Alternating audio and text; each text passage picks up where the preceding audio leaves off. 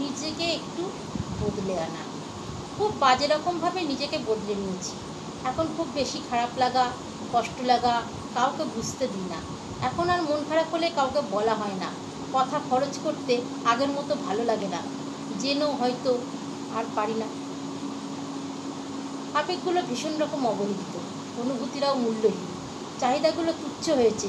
অনেকবার বলতে গেলে প্রতিবারই কষ্টরা যখন একসাথে এসে জানান দেয়, মন ঘন কালো মেঘের ন্যায় আকার নেয়,